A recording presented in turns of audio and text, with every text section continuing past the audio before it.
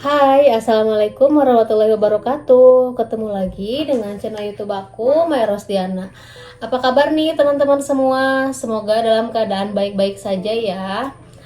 Oke, untuk kali ini aku mau membahas tentang pengalaman diri aku sendiri, bagaimana pada akhirnya aku memutuskan untuk resign kerja dan menjadi ibu rumah tangga. Namun sebelumnya aku mau minta tolong ke teman-teman semua untuk subscribe channel YouTube aku, dan makasih banyak buat kalian yang sudah subscribe channel YouTube aku.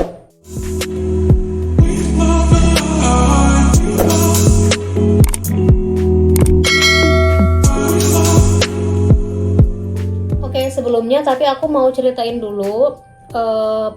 Basically aku udah asalnya guru matematika di SMP. Aku lulusan tahun 2014 dan aku mulai mengajar itu dari Januari 2015 sampai dengan Januari 2019 aku resign.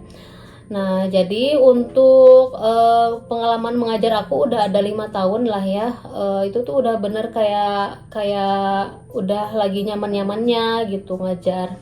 Terus untuk karir juga udah lulus PPG, program profesi guru. Jadi itu kalau misalnya kalian yang kayak dapat sertifikasi itu loh, itu adalah PPG. Aku udah lolos juga, waktu itu aku udah lewatin semua, dan aku rasa untuk berada di titik tersebut tuh bukan perkara yang mudah gitu, bukan hal yang gampang. Makanya aku bener-bener kayak galau, super galau itu waktu aku dihadapkan antara dua pilihan. Jadi aku terus ngajar atau aku berhenti, karena saat itu mama aku sakit yang ngasuh anak aku. Akhirnya aku kebingungan kan mencari untuk ngasuh anak aku. Kalau misalnya kita pakai pengasuh di rumah, itu tuh honor ngajar itu buat bayar pengasuh aja nggak cukup gitu. Nah, jadi kan aku galau ya, karena memang kalian tahu sendiri lah ya, di Indonesia khususnya di Sukabumi untuk bayaran gaji honor itu kecil banget gitu. Jadi nggak cukup untuk bayar pengasuh. Kalaupun misalnya cukup bayar pengasuh, ya udah cukup buat bayar pengasuh aja, buat makan aku sehari-hari, buat jajan aku sehari-hari nggak cukup gitu. Nah, dari situ aku mulai berpikir dan aku juga mulai diskusi sama suami aku, gimana ya gitu, aku tuh pengen ada jalan keluar, tapi ternyata nggak ada. Aku harus mengorbankan gitu. Kalau misalnya aku mau ngasuh anak aku, berarti aku resign. Kalau misalnya ada yang ngasuhin anak aku, misalnya itu pun harus saudara gitu, karena aku kebetulan tinggal di komplek perumahan yang memang isinya itu tetangga aku semua tuh nggak ada saudara yang berhubungan darah gitu ya. Jadi semua tuh orang lain. Jadi aku kayak nggak ngasih aja gitu kalau misalnya anak aku diasuh oleh orang lain gitu. Walaupun misalnya kita bisa pasang CCTV, tapi nggak semudah itu gitu.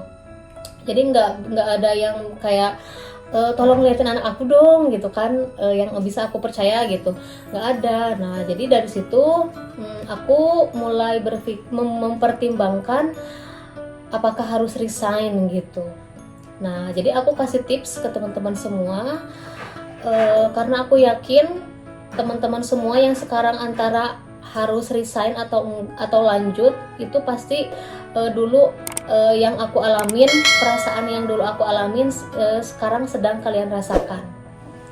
Oke, tips yang pertama yang perlu menjadi pertimbangan adalah tentukan tujuan kalian untuk resign kerja.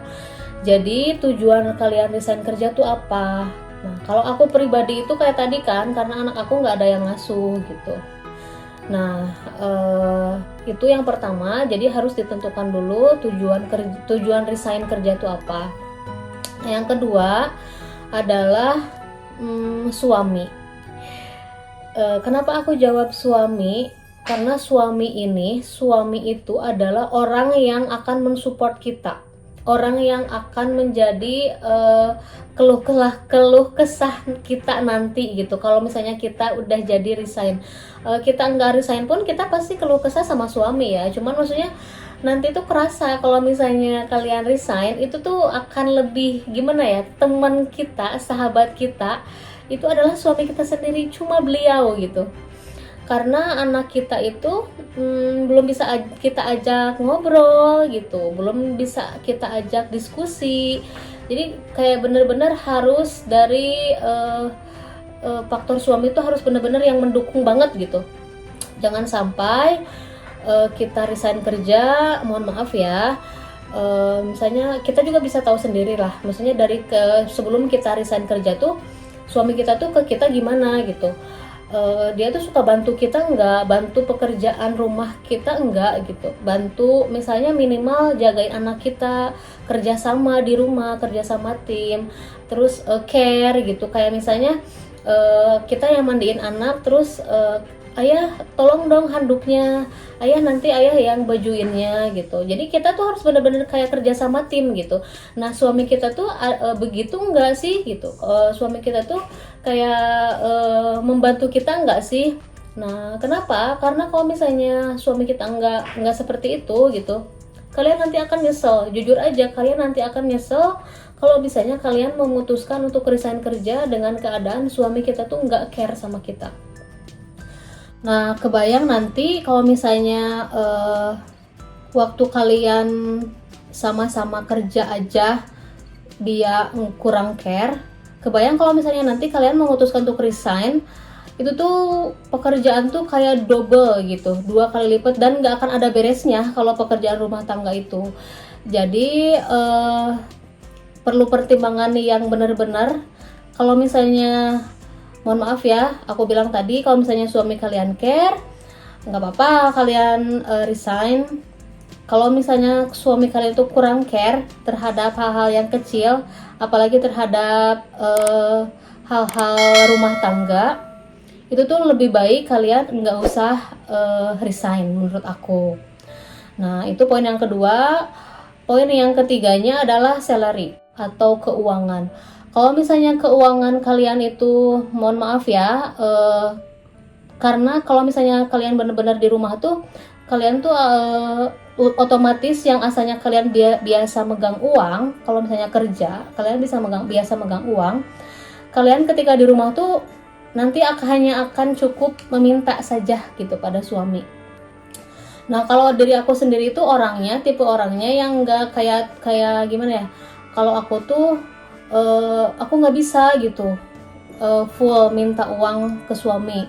Jadi aku pastikan aku harus produktif walaupun di rumah, entah itu jualan makanan. Nah karena kebetulan memang ketika aku masih ngajar kemarin, aku udah ada sambilan di rumah itu sambil dekor seserahan. Nah jadi aku bisa fokusin seserahan di rumah. Kebetulan karena seserahan atau bikin mahar buat pernikahan itu kan memang dikerjakan di rumah ya. Jadi kebetulan aku bisa kerjakan itu semua di rumah. Aku juga bisa handle rumah aku sendiri, dan aku juga bisa urus anak aku. Nah jadi ada kegiatan lain selain pekerjaan rumah gitu, dan pekerjaan lain tersebut itu adalah pekerjaan yang produktif, yang menghasilkan uang tambahan gitu. Nah aku bisa ternyata bisa fokusin di situ. Dan alhamdulillahnya itu kalau misalnya kita punya hal positif lain selain mengurus pekerjaan rumah gitu dan anak-anak, itu tuh kita terhindar dari yang namanya gosip. Jujur aja kalau misalnya kalian udah tinggal di rumah, udah full jadi mami di rumah, itu tuh yang namanya botram gitu, terus ngumpul-ngumpul bareng tetangga itu pasti akan selalu ada. Dan mending kalau misalnya positif kayak pengajian ya gitu. Ini kalau misalnya udah gosip gitu, itu nanti imbasnya akan ke kita juga gitu. Imbasnya akan ke kita juga. Kita akan ngerasa kayak ih apa sih gitu. Lama kelamaan gitu kayak ngerasa nunggu giliran gitu. Kalau misalnya orang lagi gosipin ke kita tuh akan kayak nunggu giliran kita yang diobrolin ke orang lain gitu. Oke, itu dia 3 poin utama. Ada 1 poin terakhir, yaitu hati. Hati kita itu lebih condong kemana, lebih berat kemana. Kalau dirasa lebih berat ke di rumah alias resign, oke, berarti itu semua sudah terpenuhi, berarti fix kalian resign. Tapi kalau misalnya hati kalian nggak ngasih, lebih baik jangan. Karena apa? Karena qadarullah, kalau misalnya Allah sudah mentakdirkan kita untuk resign, untuk menjadi ibu rumah tangga, itu akan dipermudah segala sesuatunya. Jadi kita berdoa juga sama Allah, semoga apa yang kita ambil, keputusan apapun, semoga itu adalah atas izin dan atas ridho Allah. Karena apa? Karena ridho suami, ridho Allah, ridho hati kita juga.